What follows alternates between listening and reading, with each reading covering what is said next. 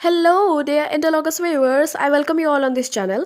आज हम लोग इस वीडियो में डिस्कस करने वाले हैं अबाउट अकबर। ये कंप्लीट वन शॉट टाइप का वीडियो होगा। आपको इसके बाहर फिर कहीं और दूसरे वीडियोस देखने की ज़रूरत नहीं पड़ेगी। कंप्लीटली हम लोग अकबर को डिस्कस करने वाले हैं in this video. And previous video lectures में हमने ऑलरेडी बाबर एंड हुमायूं को डिस्कस कर लिया है बहुत ही अच्छी तरीके से। उसके बाद शेरशाह को भी डिस्कस किया हुआ है, आप उसको जाके देख सकते हैं। तो let's start with our first question. तो who was the successor of Humayun? तो हुमायूं का उत्तराधिकारी कौन था? तो it was Akbar. Akbar was the successor of Humayun, क्योंकि सबसे पहले बाबर आए थे, देन उसके बाद हुमायूं, हुमायूं के बाद कौन आया था? अकबर। ओके। तो अकबर का बर्थ कहाँ पे हुआ था? अकबर का बर्थ हुआ था अमरकोट में। अमरकोट जो कि अभी मॉडर्न टाइम में कहाँ पे पड़ता है? सिंध में। वहाँ के रूलर थे हिंदू रूलर, उनका नाम था राणा वीरसाल। ओके, हिंदू रूलर थे, लोकल हिंदू रूलर। तो राणा वीरसाल के जो पैलेस थी या फोर्ट कह सकते हैं, वहाँ पे किले में हुआ था बर्थ। कब हुआ था? 1540 में। बट इनका जो एक चाइल्डहुड कह सकते हैं अकबर का, वो एग्जाइल में ही बीता था, क्योंकि 1540 में कन्नौज का बैटल हुआ था विथ शेरशाह। शेरशाह और हुमायूं के बीच में हुआ था। तो हुमायूं हार गए थे बहुत ही बुरी तरीके से, तो दैट्स वाई उनको भारत छोड़ के जाना पड़ा था। तो इसी तरीके से वो भटकते भटकते कहाँ पे मिले थे? हमीदा बानो बेगम से मिले थे हुमायूं।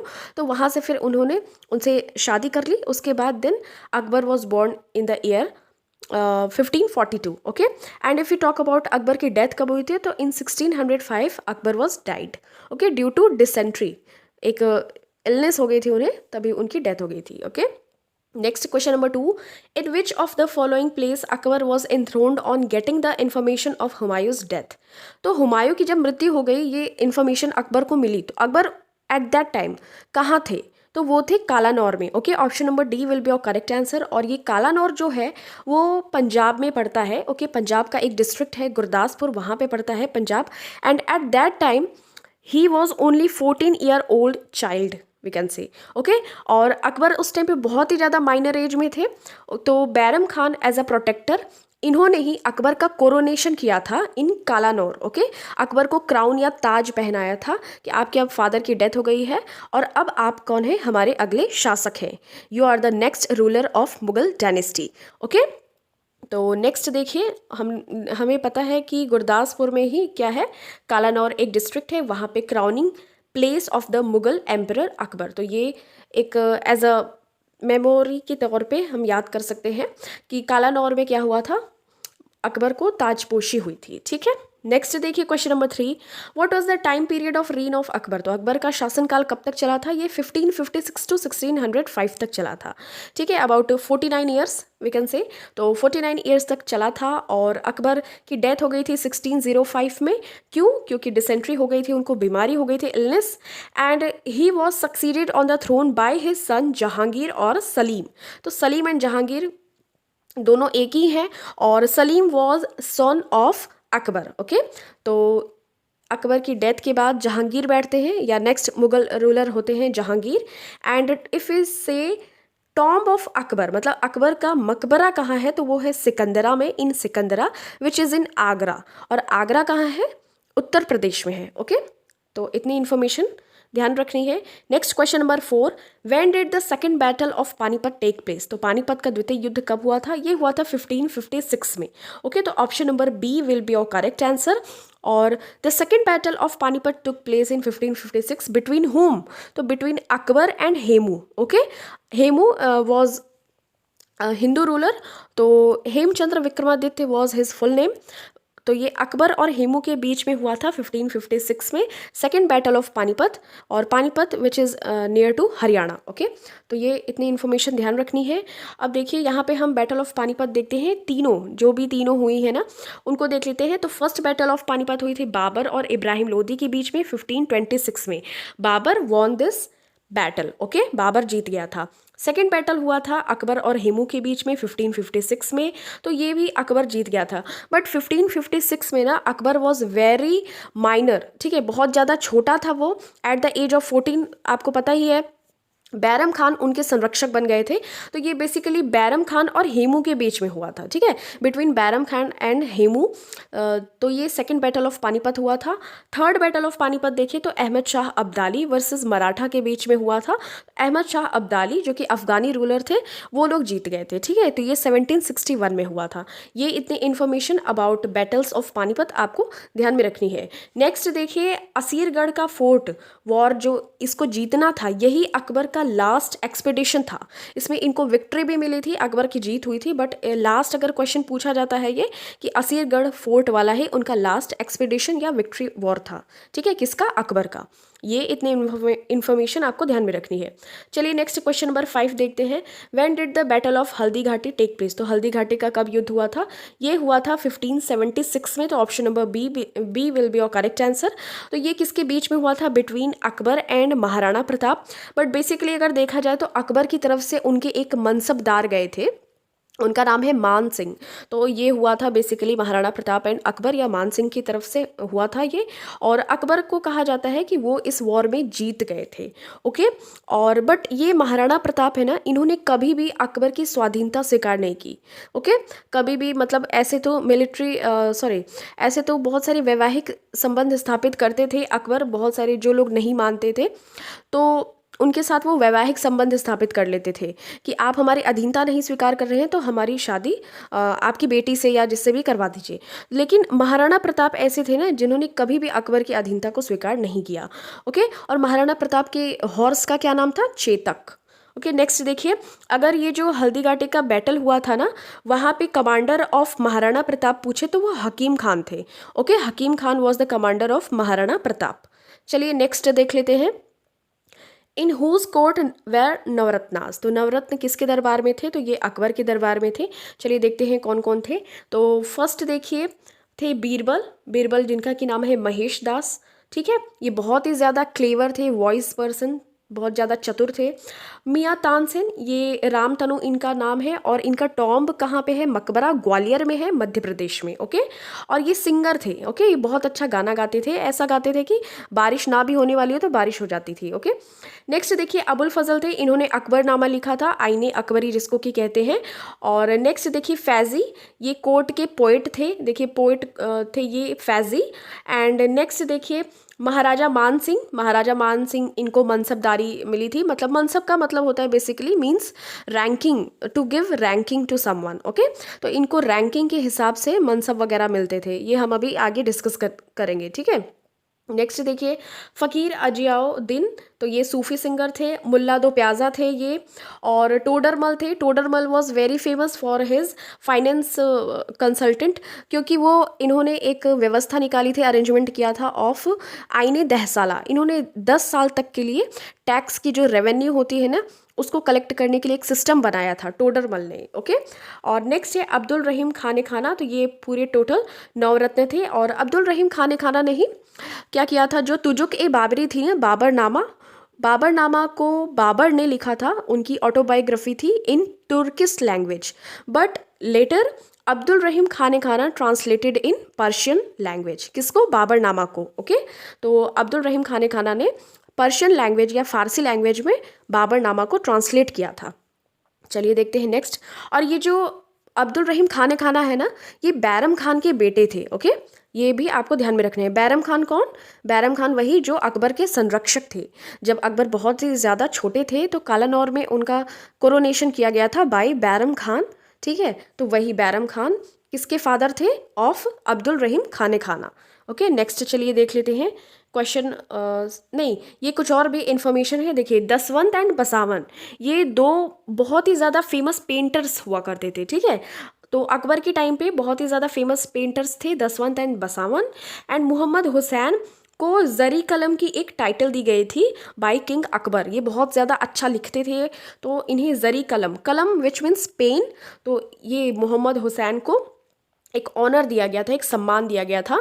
तो टाइटल का नाम था जरी कलम, ओके। ये भी इंफॉर्मेशन ध्यान में रखनी है। क्वेश्चन नंबर 7 देखिए, हु इंट्रोड्यूस्ड आईने दहशाला? आई ऑलरेडी टोल्ड यू कि टोडरमल इंट्रोड्यूस्ड आईने दहशाला। अब देखिए ये क्या था कि Dahshala is an Indian system of land taxation, जो भूमि का कर वगैरह होता था ना, तो वो एक सिस्टम था कि उसको 10-10 साल पे फॉर एवरी 10 ईयर्स तो ये चीज़ कलेक्ट की जाएगी। तो इसको 1580 में इसको इंट्रोड्यूस किया गया था in the rain of Akbar. Okay, कौन इंट्रोड्यूस किया था या कौन लेके आया था? तो ये टोडरमल लेकर आए थे और ये नवरत्न भी थे। This system was introduced by the finance minister. Finance minister अभी हमारी तो निर्मला सीतारमण है। ओके, बट उस टाइम पे अकबर के कोर्टियर में कौन थे? तो फाइनेंस मिनिस्टर थे टोडरमल। इन्होंने इसको इंट्रोड्यूस किया था। ये लैंड टैक्सेशन सिस्टम है और इनको जो ये राजा टोडरमल है इनको अपॉइंट किया गया था इन 1573 और 1580 में ये वाली सिस्टम को लेकर आए थे। ओके, चलिए देखते हैं नेक्स्ट। हु बिल्ट बुलंद दरवाज़ा? बुलंद दरवाज़ा किसने बनवाया था? तो ये बनवाया था अकबर ने, as you can see in this image. और ये देखिए, ये है बुलंद दरवाज़ा फतेहपुर सीकरी में। ठीक है, तो बुलंद दरवाज़ा क्यों बनवाया था? तो बुलंद दरवाज़ा और द डोर ऑफ विक्ट्री, तो इसको कहते हैं डोर ऑफ विक्ट्री। क्यों? क्योंकि गुजरात विजय हुई थी, गुजरात की जो विक्ट्री हुई थी उसी के एवज में बुलंद दरवाज़ा बनवाया गया था in 1602 by Mughal emperor Akbar. Okay, तो यहाँ पे ये बनवाया गया था ओवर गुजरात विक्ट्री।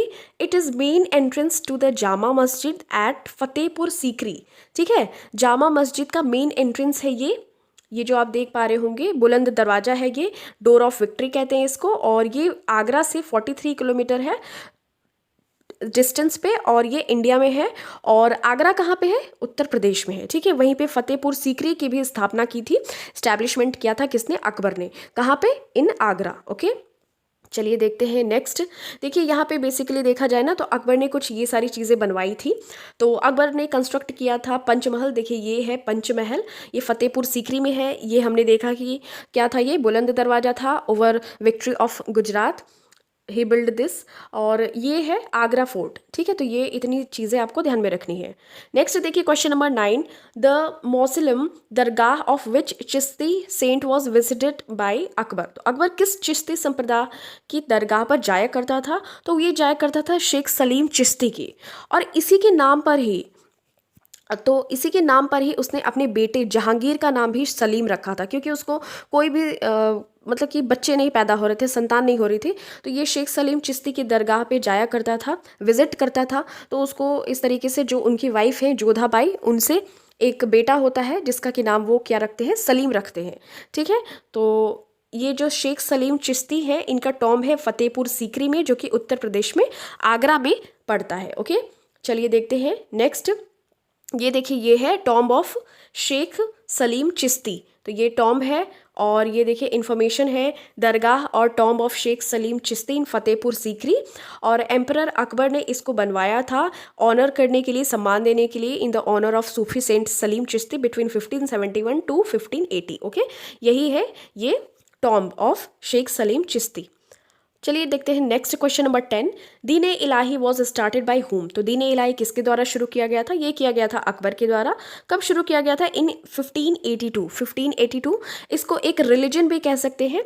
और बेसिकली इसमें क्या था कि बहुत सारे तरीके के धर्म देखने को मिल रहे थे अकबर को, तो उसने एक मर्जर किया था। ठीक है, तो मर्ज किया था एक सभी धर्मों की अच्छी अच्छी चीज़ों को लेके, उसने एक नया धर्म बना दिया था, एक नया रिलीजन फॉर्म किया था, उसको नाम दिया था इसने दीन ए इलाही। ओके, तो ये चलिए देखते हैं फिर next question number 11, who introduced इबादत खाना? इबादत खाना किसने शुरू किया था? तो ये भी अकबर ने किया था। इबादत खाना इज़ अ काइंड ऑफ पूजा स्थल। ठीक है, जहाँ एक मंदिर या टेम्पल लाइक उसने एक इबादत खाना बनवाया था। ठीक है, तो वहाँ पे जाके वो पूजा वगैरह करता था, मतलब एक तरीके से भगवान ईश्वर अल्लाह इन सबको याद करना। ठीक है, और ये कब बनवाया गया था? इन 1575 AD Ibadat Khana was established at Fatehpur Sikri. Okay, Fatehpur Sikri इसकी 10 ईयर्स तक कैपिटल भी थी। नेक्स्ट देखिए, इन 1578 AD इबादत खाना को सभी रिलीजन्स के लिए खोल दिया गया था। इबादत खाना को 1575 में इस्टेब्लिश किया गया था, बट सभी for all kind of religions के लिए खोला गया था इन 1578। इनिशियली देखा जाए तो इस्लाम धर्म की वहाँ पे इबादत की जाती थी एट द इबादत खाना। ठीक है, तो इबादत खाना इज़ अ काइंड ऑफ पूजा स्थल या वर्शिप प्लेस।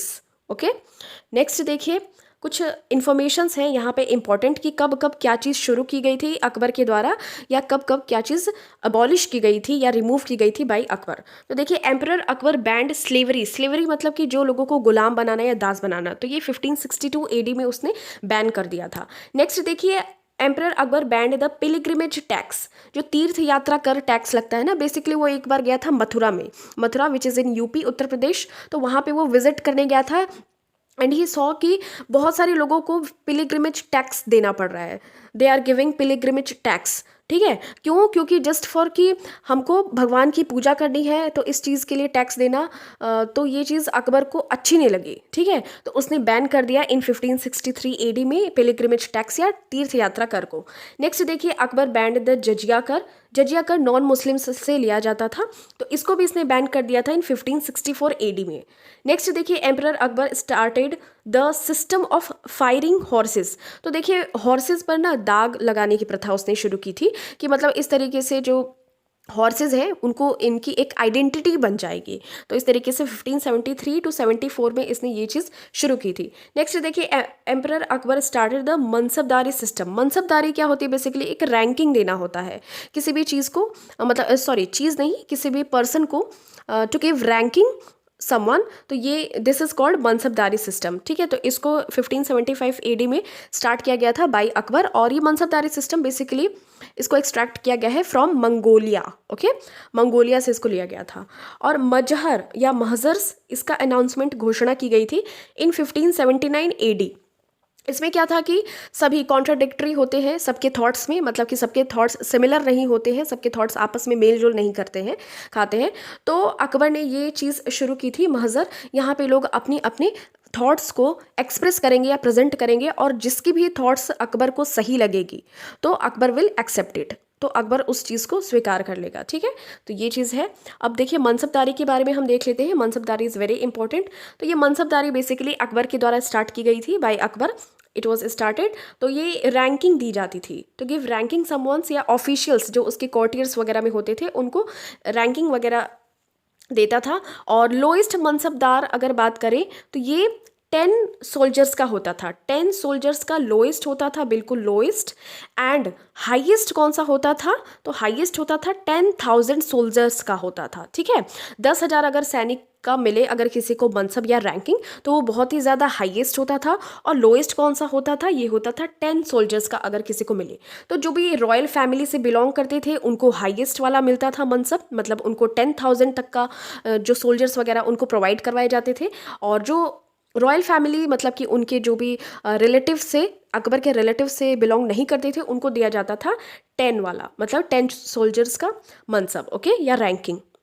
नेक्स्ट देखिए question number 12, who translated Ramayan and Mahabharat in Persian language, तो किसने महाभारत और रामायण को फारसी भाषा में अनुवाद किया? तो ये किया था बदायूनी ने, अब्दुल कादिर बदायूनी ने। और आपको ये चीज़ पता होनी चाहिए कि बीरबल का नाम था महेश दास, और वो ही एकमात्र हिंदू था, he was the only Hindu ruler who accepted the religion named Din e Ilahi which was started by Akbar in 1582। Okay, ये अलग से एक इन्फॉर्मेशन है, आपको ध्यान रखनी है कि बीरबल ने ही दीन ए इलाही को फर्स्ट ऐसा हिंदू रूलर था उसने एक्सेप्ट किया था, अदरवाइज किसी भी हिंदू रूलर ने उसको एक्सेप्ट नहीं किया था। तो देखिए अकबरनामा इज रिटन बाय कौन? अबुल फजल। ओके, नवरत्न थे। और रज़्मनामा, देखिए ये जो पर्शियन लैंग्वेज में हुआ है ना ट्रांसलेशन महाभारत का, तो उसको रज़्मनामा नाम दिया गया था। और सुपरविजन किसकी थी? फैजी की थी, but it was translated by Badayuni. Okay, Abdul Qadir Badayuni. Next देखिए ये देखिए हुमायूं नामा, गुलबदन बेगम जो कि हुमायूं की सिस्टर थी, उनके द्वारा लिखा गया था। बाबर नामा लिखा गया था बाय बाबर, ये ऑटोबायोग्राफी थी, तुर्किश लैंग्वेज में लिखी गई थी, तुर्की में, but later it was translated by Abdul Rahim Khan Khana which was son of Bairam Khan. Okay, Persian language या फारसी लैंग्वेज में इसको ट्रांसलेट किया गया था, किसको? बाबर नामा या तुजुके बाबरी को। ठीक है, चलिए नेक्स्ट देख लेते हैं। Indian ruler contemporary of queen Elizabeth first of England was, तो इंग्लैंड की जो महारानी थी एलिजाबेथ फर्स्ट का समकालीन कौन सा राजा था? वो था अकबर। ओके, और अगर बात करें कि फर्स्ट इंग्लिश मैन कौन आया था, अंग्रेजी व्यक्ति कौन आया था अकबर के कोर्ट में, तो वो था राल्फ फिंच। ठीक है, तो ये इतनी इन्फॉर्मेशन आपको ध्यान में रखनी है। देखिए ये क्वेश्चन आपके लिए है, this question is for you, you have to give me the correct answer of this question in comment section. The first matrimonial alliance with the Rajputs was established by Akbar with the house of. Okay, चलिए, thank you so much for watching this. मिलते हैं आपसे next video में। Till then take care and अपना बहुत सारा ख्याल रखिए।